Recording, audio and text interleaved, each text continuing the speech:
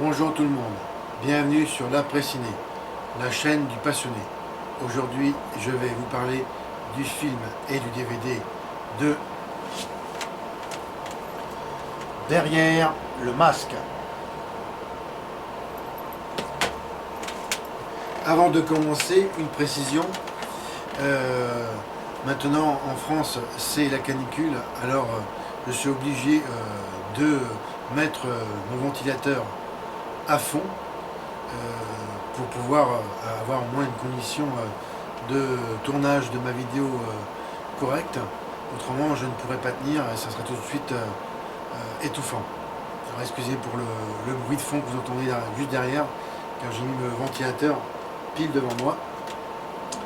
Et j'ai mis aussi, j'ai tout fermé chez moi dans la pièce et j'ai mis la lumière au plafond.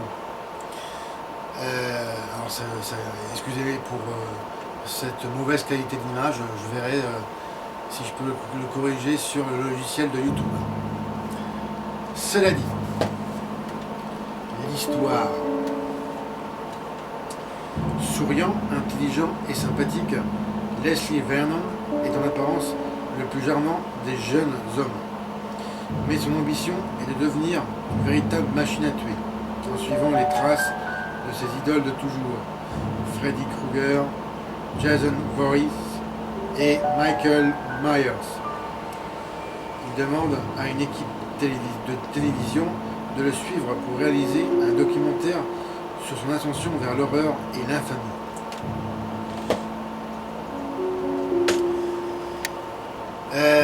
Eh bien, c'est assez déroutant comme film. Quand j'ai commencé à le voir au début, je me suis dit, c'est que du reportage. Et bien, je le divise en deux parties, ce film. Le reportage, c'est vrai qu'il vous donne l'impression que c'est un documentaire. Et après, eh bien, le film, en fait, c'est un film dans un film. Et j'ai trouvé ça subtil. À partir d'environ une heure de film, c'est presque que du documentaire. Et après, ça bascule vraiment directement dans le film d'horreur à proprement parler. Et j'ai trouvé ça bien pensé. Doté d'une structure de scénario justement déstabilisante. C'est là où j'ai trouvé de la part des scénaristes que c'était déjà un film intelligent, se basant sur des choses toutes simples, comme un documentaire de télévision. Et puis aussi le processus en lui-même de ce tueur qui est en fait c'est vraiment un frappadingue. Et pourtant il paraît comme quelqu'un qui, comme vous et moi, serait une personne normale. Et il y a ce côté schizophrénique qui est bien étudié aussi de par le cheminement, le processus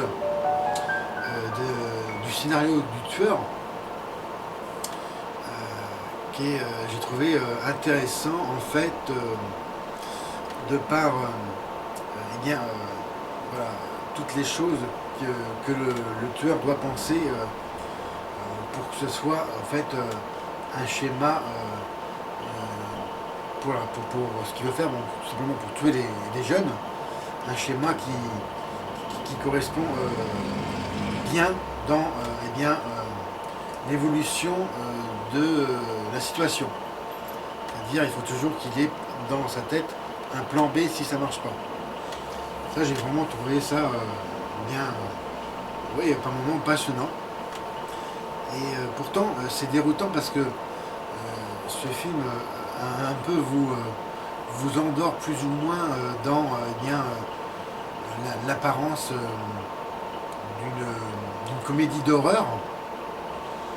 Et finalement, non, c'est bien un slasher pur et simple, à la deuxième partie du film. Les effets spéciaux, il n'y en a pas tant que ça. C'est très eh bien artisanal, hein. C'est d'ailleurs bien expliqué dans les bonus.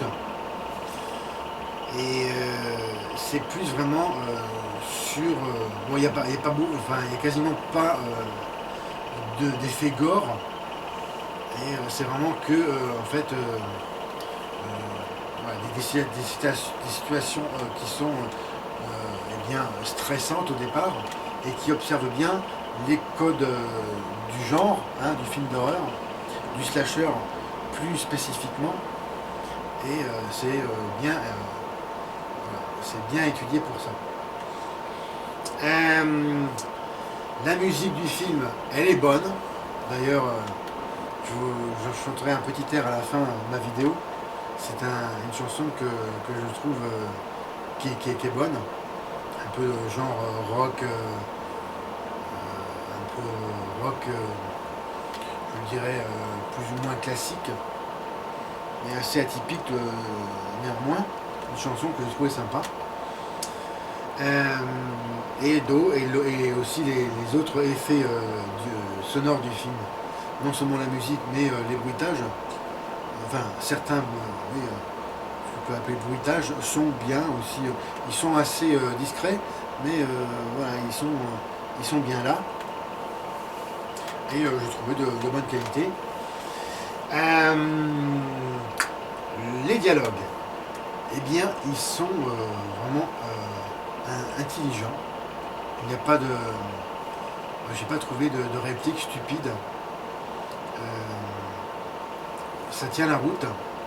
Et justement, votre attention est suffisamment quand même retenue pour, voilà, pour que vous soyez attentif. Ça, c'est bien pensé aussi. Le casting. Alors, dans le premier rôle, vous avez Nathan de Beazle, hein, qui fait le tueur psychopathe, Leslie Vernon et aussi Mancuso. En fait, c'est un faux Vernon, c'est plutôt Mancuso. Et aussi, là, on voit bien le côté schizophrénique déjà quand il n'est pas habillé en tueur avec le masque. Vous avez Angela Goethals qui fait en fait la reporter en chef, Taylor Gentry. C'est une jolie fille. Elle joue bien son rôle. C'est vrai que c'est déconcertant parce que on croit que c'est un reportage télévision, mais non, en fait c'est un faux documentaire, hein, comme je disais, de comédie noire. La légende vivante Robert Englund, qui fait ici un gentil, pour changer, c'est le Doc Halloran. En fait, dans l'histoire, c'est le médecin psychiatre qui suivait, qui avait en charge le jeune Leslie Vernon. Bon, je ne vous laisse pas trop de détails sur l'histoire, qui est quand même plus subtile que le synopsis. Je vous laisse vraiment découvrir, parce que c'est vrai que c'est une histoire, on dirait, qui est plus ou moins classique, mais quand même qui est pour moi solide.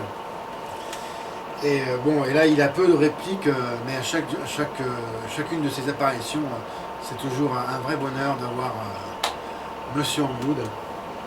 Pour ceux qui le savent, c'est l'interprète de Freddy Krueger. Pour revenir au personnage de Leslie,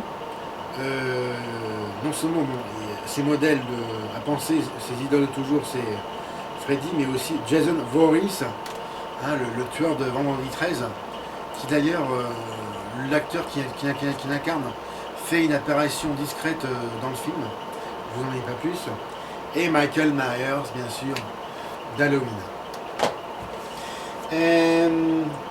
Les autres rôles secondaires, vous avez Scott Wilson, qui fait Eugène, Zelda Rubinstein, Madame Colleen Wood, qui aussi là tient un petit rôle de bibliothécaire. En fait, c'est la médium, hein, pour ceux qui ont vu la, la trilogie Poltergeist.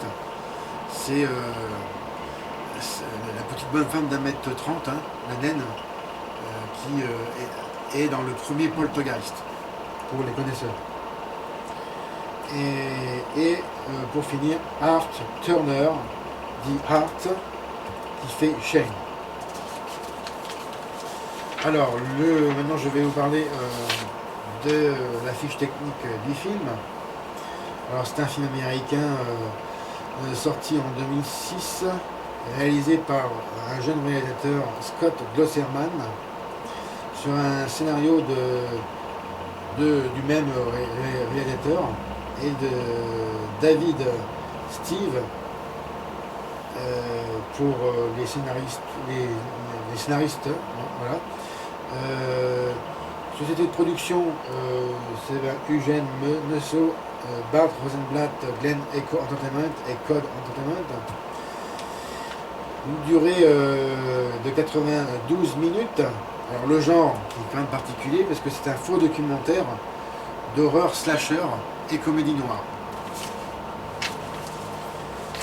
Voilà, maintenant je vais vous présenter le DVD qui est en édition simple mais qui est vraiment de bonne qualité, j'ai trouvé, pour vraiment on a pour son argent. Pour l'anecdote, je l'ai acheté pour un prix vraiment très bas, en occasion de 1,90 € dans un magasin. Alors, je vous représente la jaquette qui est sobre, hein, j'aime bien le bas. Ici on a en arrière-plan la ferme où se passera eh bien l'événement principal du film. Et voilà, le design du tueur. Alors en fait, j'ai compris que son apparence voulait être en fait celle d'un épouvantail. Et si on observe bien, il a à un moment donné cette posture d'épouvantail, de mannequin épouvantail. Voilà, alors là il y a marqué Freddy, Jason, Michael Myers, on a tous besoin d'exemples à suivre, n'est-ce pas?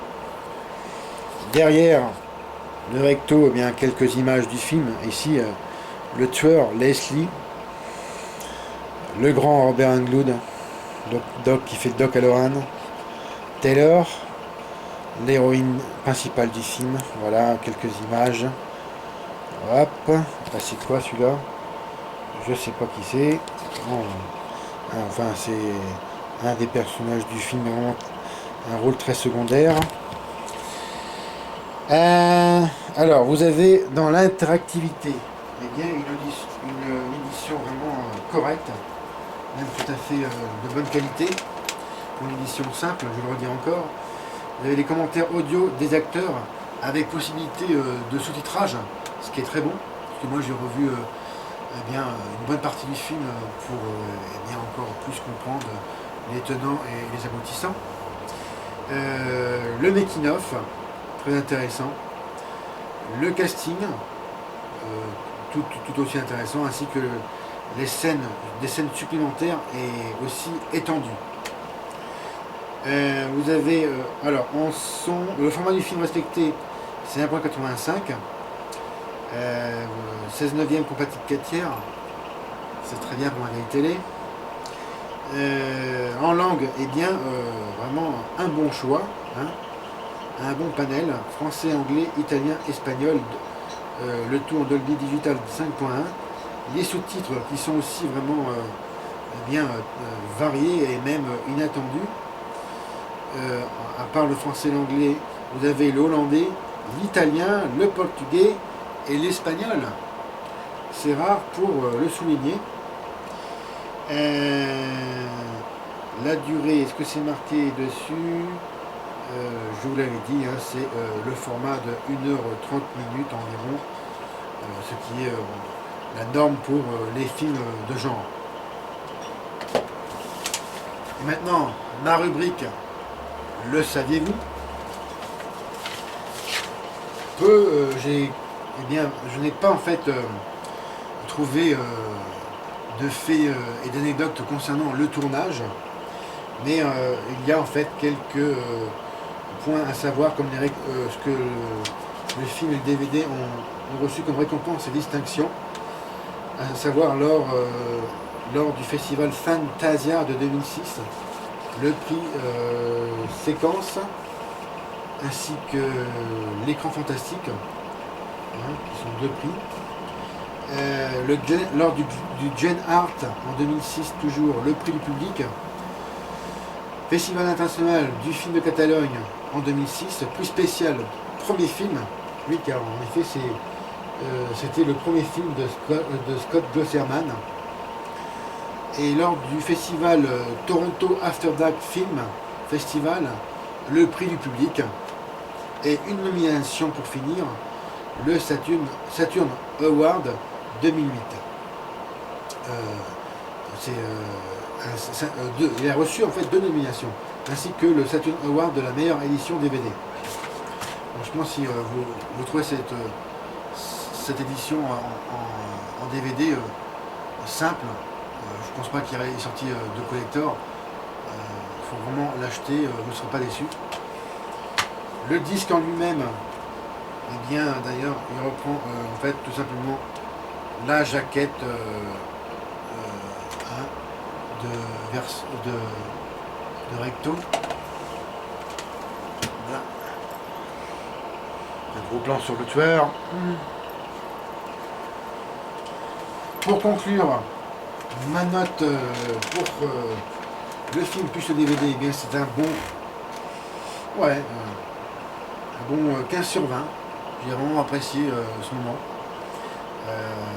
C'est un genre qui est particulier et qui est vraiment à découvrir.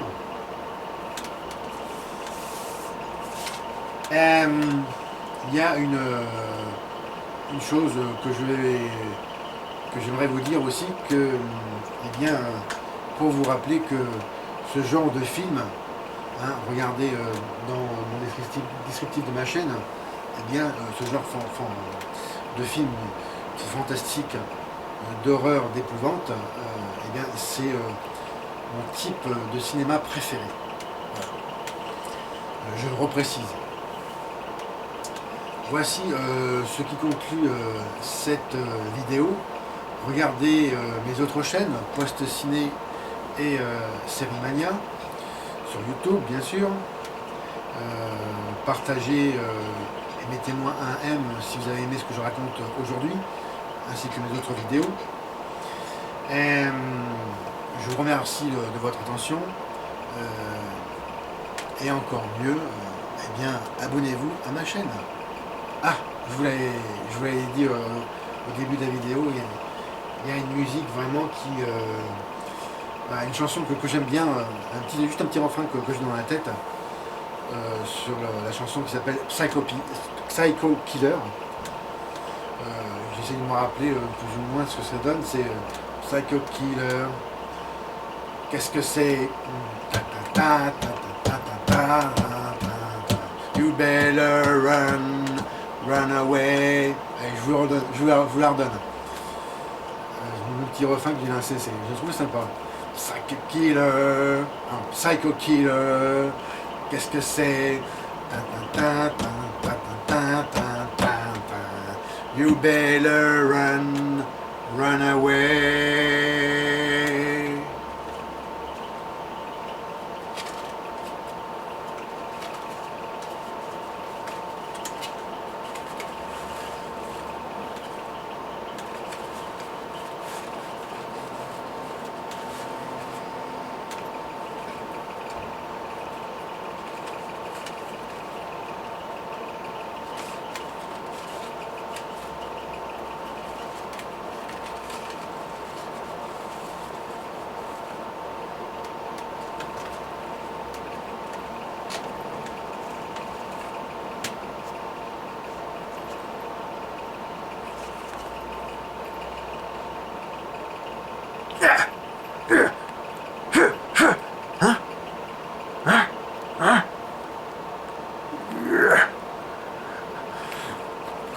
C'était Fred. Salut. C'est chiant, mon élastique, il est trop détendu. Parce que normalement, ça tient bien le visage.